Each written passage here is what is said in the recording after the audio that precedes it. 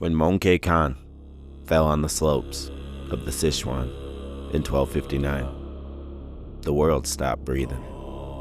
Across mountains and deserts, riders carried the news. Tengri, the eternal blue sky, had turned his face away. In Kaiping, Kublai, he heard the whispers first. He was surrounded by Chinese engineers and scholars. He crowned himself the Great Khan. But far to the north, in Karakoram, Berke, Kublai's brother, lifted the spirit banner and claimed the same title. One empire, two sons.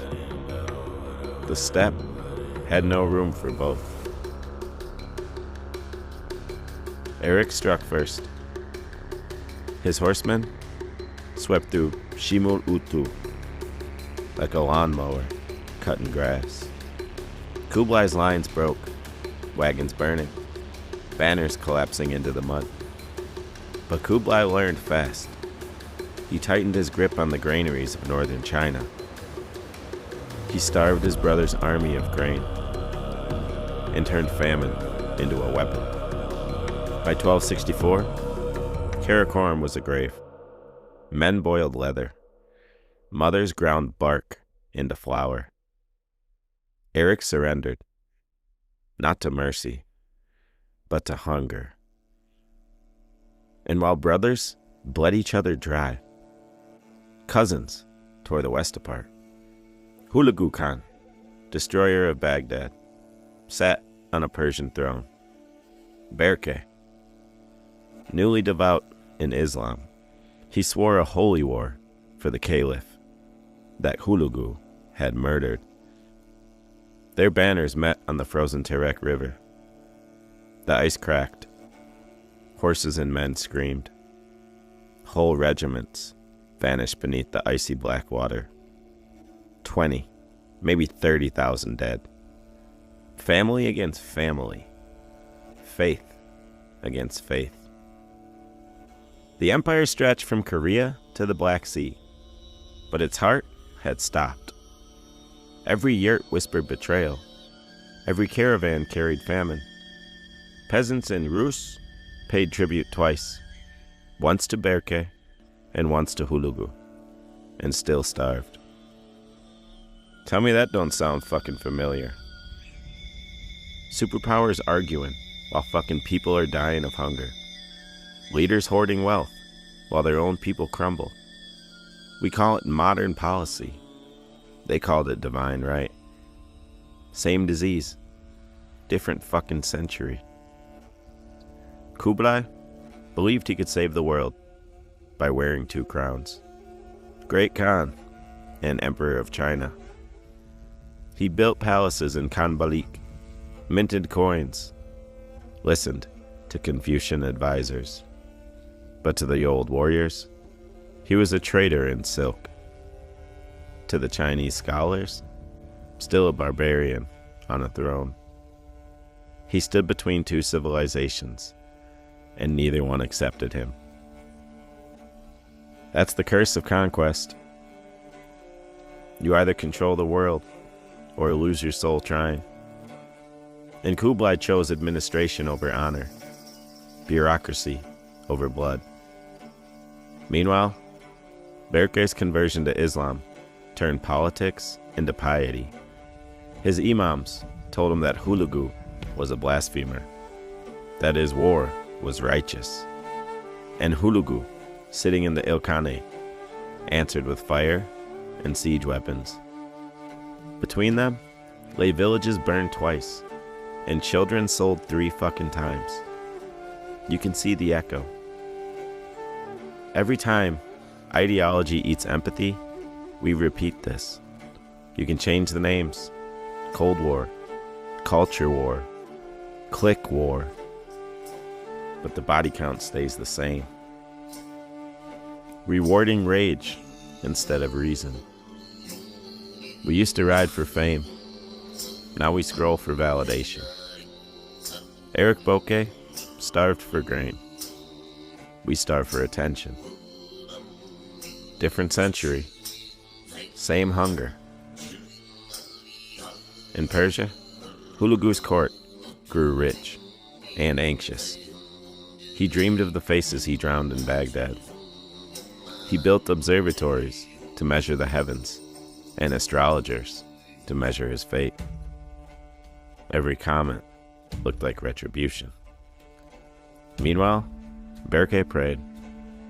A man convinced God spoke only his language. That's the most dangerous kind of certainty. The Holy One. Kaidu, grandson of Ogedai, rose in Central Asia, in the Chagatai Khanate. He was a ghost of legitimacy, a prince of the old line, and he hated Kublai's Chinese robes. He spoke to every dissident chief and said the sky has too many colors, but only one truth, and men believed him. The Mongol world was splintered now. 4 khanates, 4 faiths, 4 languages of authority. The Golden Horde turned Muslim.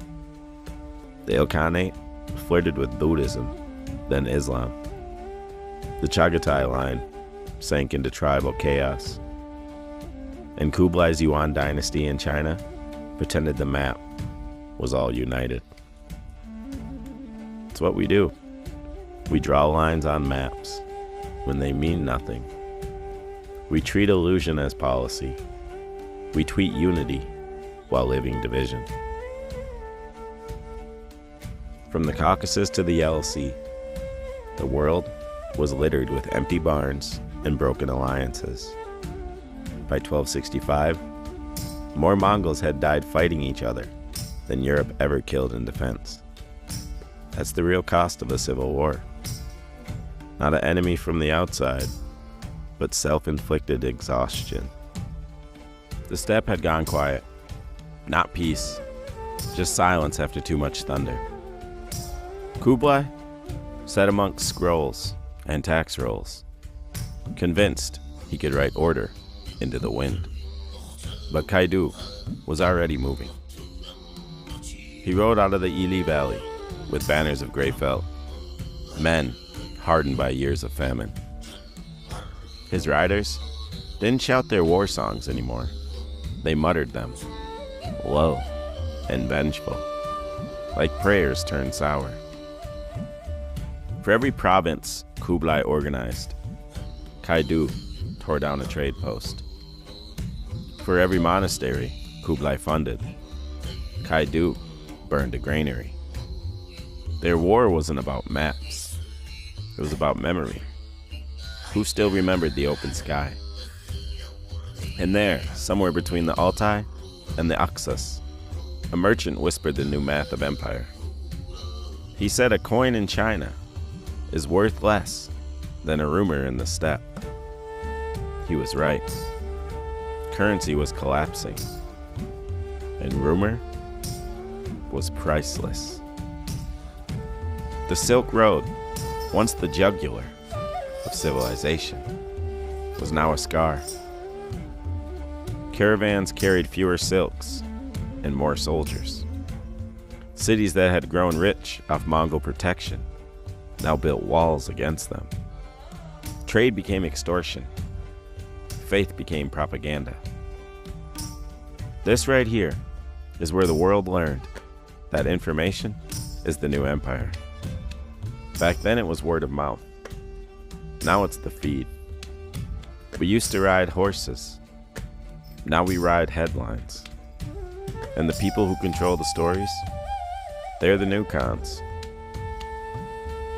Hop on social media long enough and you'll see the same old war.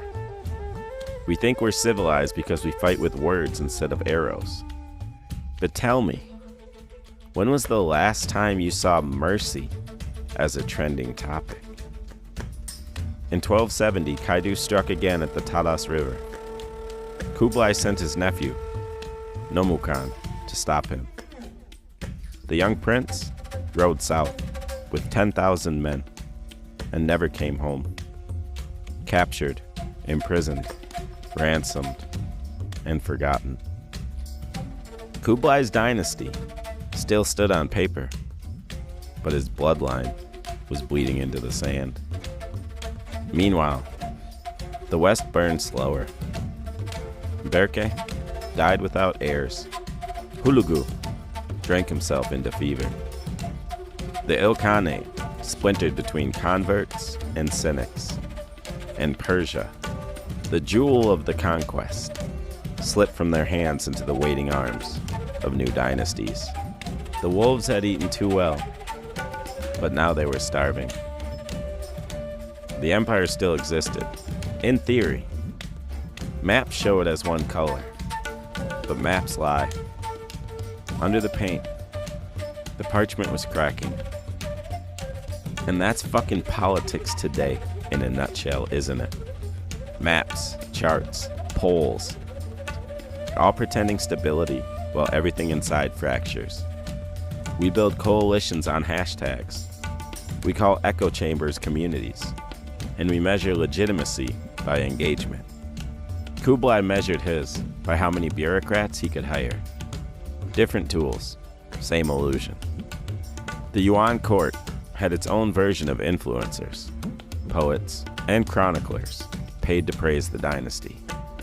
They wrote that the blue sky favored Kublai, but on the ground, famine and rebellion said otherwise. When truth serves a paycheck, it stops serving the people. You can feel that today. Every sponsored post, every partisan clip, every carefully branded authentic message, that's just empire fucking PR. We're all living in someone's curated feed. And, just like the Mongols, we mistake amplification for power. In 1280, Kublai faced another revolt in Yunnan, another flood on the Yellow River. He sent envoys to Europe, to Persia, to the Mamelukes, and most never returned. Communication broke before the empire did. That's the first sign of collapse, when you can't hear each other anymore because you're too busy shouting. That's us, a planet full of voices, none of them listening.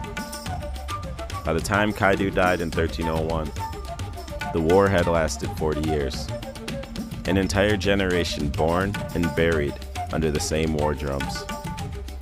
They called it the era of two Khans, but history calls it exhaustion.